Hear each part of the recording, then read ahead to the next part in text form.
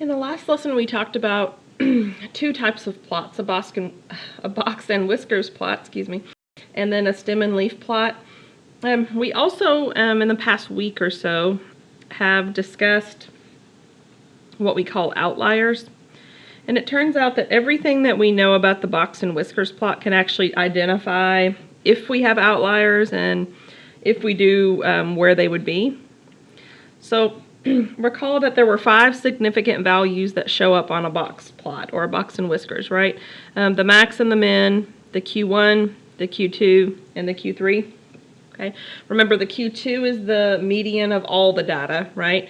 Q1 is the median of the first half of the data, and then Q3 is the median of the last half of the data. So for a couple of topics, we might look at something called the inner quartile range. And from here on out, I'm going to abbreviate that because it's quite long, as IQR. And IQR just represents the difference or the distance or the spread of the data inside the boxes. And the reason this is significant is because the boxes represent the middle 50%. So if you're looking at test grades of your students or something, the middle is what you're usually kind of gearing towards. Okay, and then you can have extra activities for those who score in the upper quartile, and then, maybe remediation activities for those who score in the bottom quartile. That's just one application. But the reason the 50% is kind of what we need to look at is because that's what we would normally expect to see.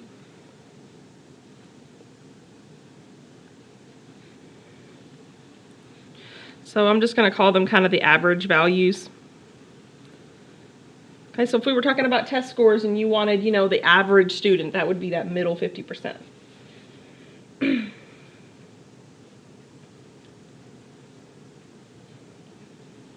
Okay, so let's look at an example. Let's just remind ourselves about box and whiskers. So let's say that these are the 5 significant values for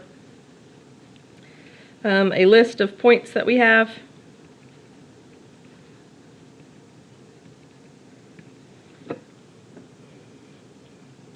Okay, so first I'd want you to draw the box and whiskers plot. And then we're going to identify, if we can, where outliers would be.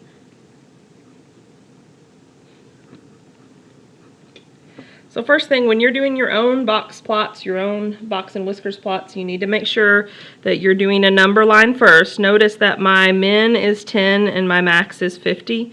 So you don't have to have a line for everything, right? So I'm just going to count by tens. So this would be 20, 30, 40, and 50. Okay, notice it's not perfect, but I mean they're reasonably spread out. Okay, and then with a different color, I'm going to mark my box plots. So remember, you either have dots here or you can have bars, either one. But for the boxes, we need the first box to start at 20. We need Q2 to be at 24, so that's not quite halfway, right? Q3 needs to be just a little bit past 31. And then you'll just kind of connect these. When you have something like this, I expect you to not only label the pieces this way, but especially if you have a number line that is scaled and it's a little unclear what the values are, I also want to see you list the values here as well. And then it just leaves nothing to the imagination and everything is clear, right? Remember, this piece being longer doesn't mean there are less values there. It means that the values are spread much more apart than, say, the values in the boxes are. All right, so let's see if we can determine what the IQR is. The IQR is going to be what I said, the spread of the boxes. So in other words, it's just going to be Q3 minus Q1. So in this case, it's going to be 31 minus 20, or 11. Okay. So in other words, the values in the middle 50% have a range of 11 because they go from 20 to 31. Okay. All right, so I made mention of this at the beginning of the lecture, but recall that outliers were values that are much bigger or much smaller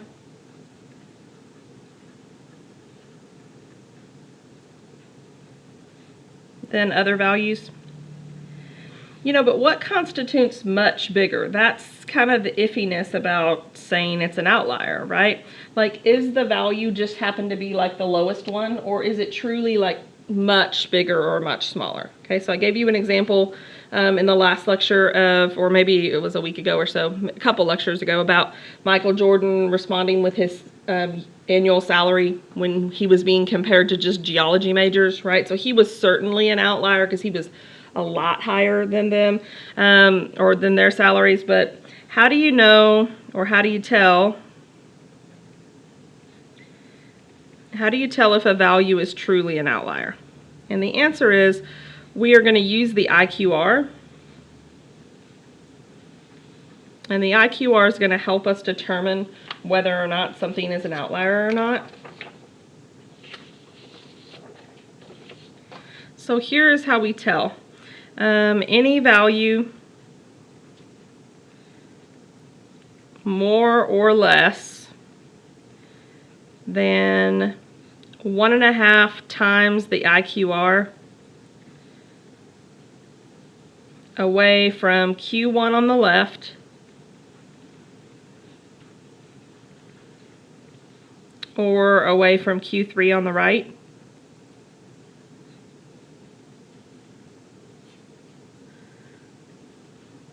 then that is truly going to be an outlier.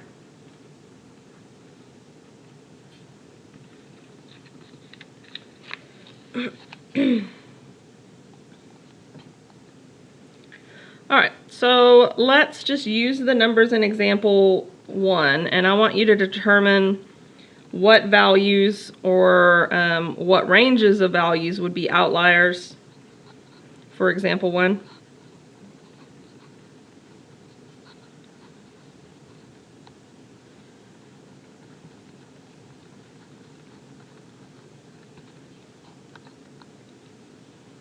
Okay, so from example 1, remember we found that the IQR was 11. So we're going to do 1.5 times 11. Okay, use your calculator, and that's going to give you 16.5. So basically, any value further out from a box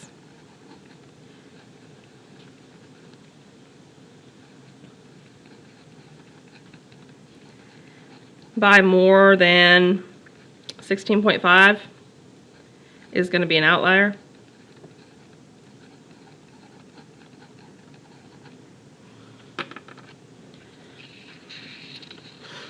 So how you actually figure out where the outliers will lie is you're going to take Q1 minus 1.5 times the IQR.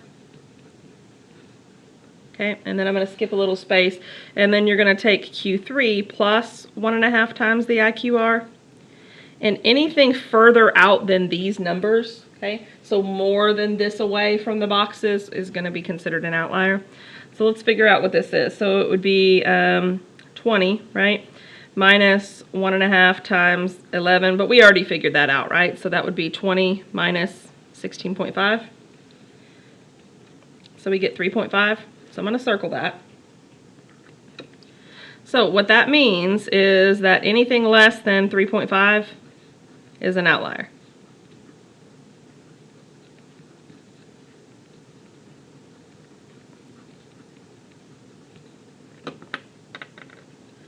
Okay, so let's do the same thing for the upper boundary.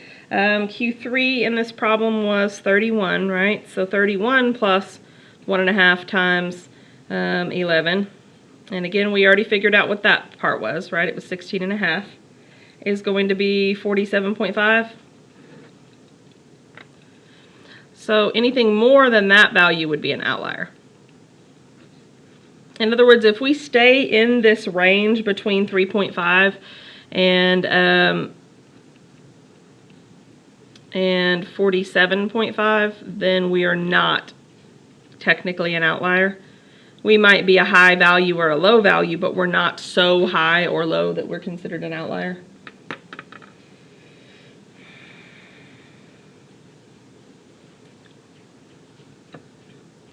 Okay, so my question is, do we have an outlier for example 1?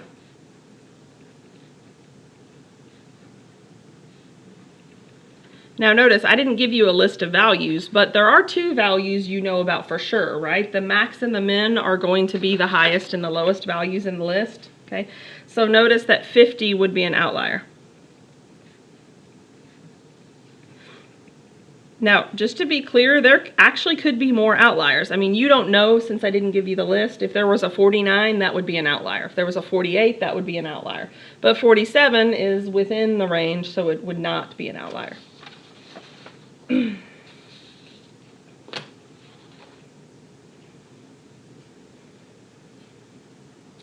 Okay, so let's kind of do one of these from scratch. It'll help us review box plots, but also add in this new outlier stuff.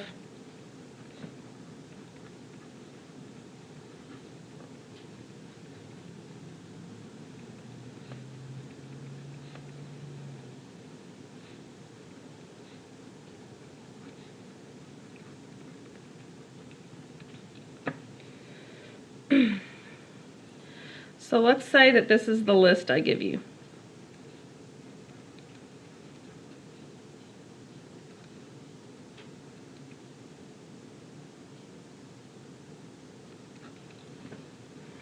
Three, 5, 6, 10, 18, and 24.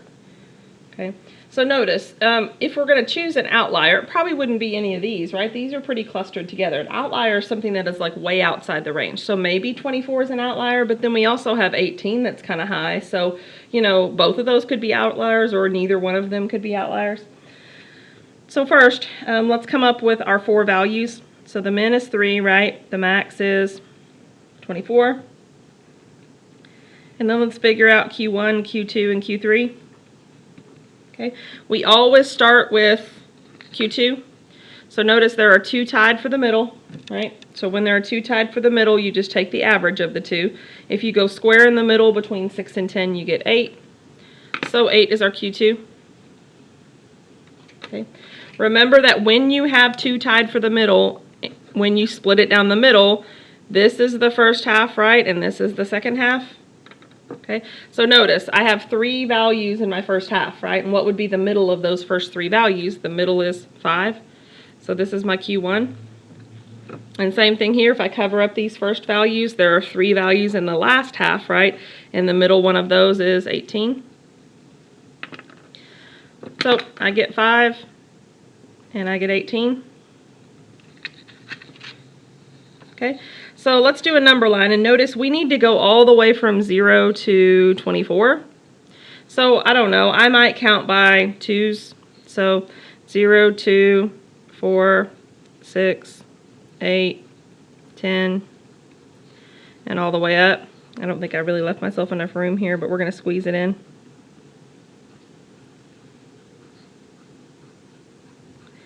So I barely left myself enough room there. Okay, so we'll draw our box plot, right? So we have a min value at 3. So I'm going to go ahead and mark that on my number line. Okay, let's make this one with dashes, just to remind you that there's 2 ways to do this. And then we also have a dash at 24, because that's the high, right? And then we have Q1 at 5. So this would be at 5. We have Q2 at 8. We have Q3 at 18. So notice that second box is really spread out. So again, I want you to label these. Okay, so this is your min, your Q1, your Q2, your Q3, and your max. And then I'm going to go ahead and, for good measure, just write all these values down.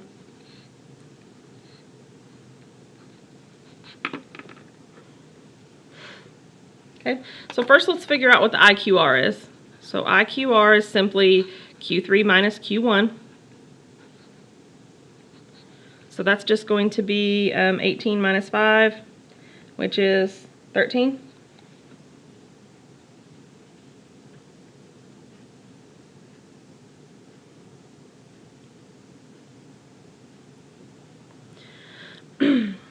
And then we're going to do 1.5 times that. So 1.5 times the IQR is going to be 1.5 times 13. So that's going to be 19.5.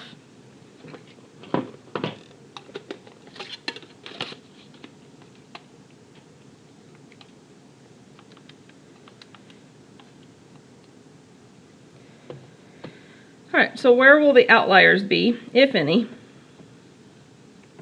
So we're going to do Q1 minus 19.5, and we're going to do Q3 plus 19.5. Okay, so notice Q1 minus 19.5 doesn't even necessarily, it works, but I mean, it doesn't really come into play, right? We don't have any negative values.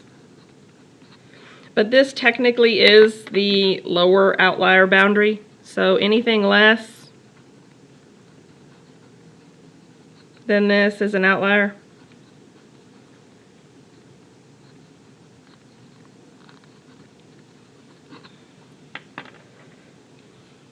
Okay, if we add Q3, so it's going to be 18 plus 19.5.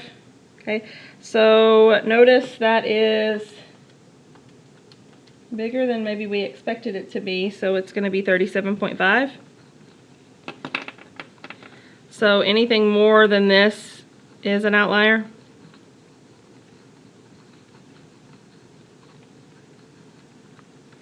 So in this problem, notice we don't have any outside the range.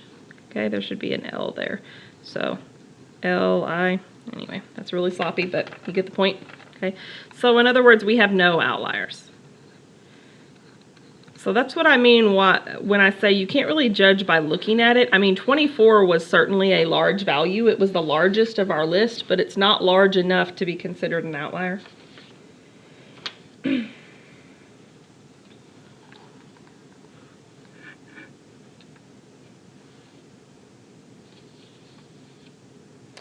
Alright, so for your activity this week, or at least one of, I want you to take your activity from last week. Remember the Hank Aaron Babe Ruth example? Okay, and I want you to, I'm going to write this down so that there's no confusion.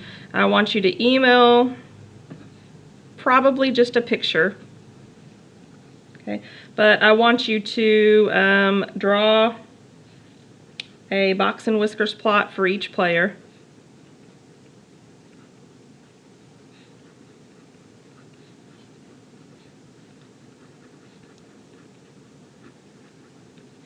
I want you to tell me, are there any outliers? And I don't just want you to give me a yes or no. Like, I want you to tell me what the outliers would have been.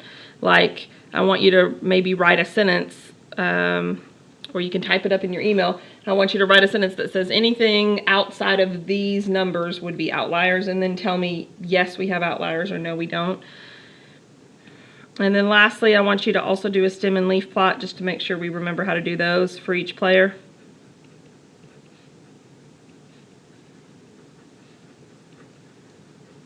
Okay, so you'll want to use your information from last week, specifically the median, and especially if you kept your work where you listed the values in order, that would be helpful. Okay, so that's what I want you to email me today. If you can work it all on, or this week, not today. If you can work it all on one page and send me a picture, that'd be awesome. Okay, if you need more than one page, you can send it to me that way also. Okay, but you're not uploading this to D2L, you're emailing this to me.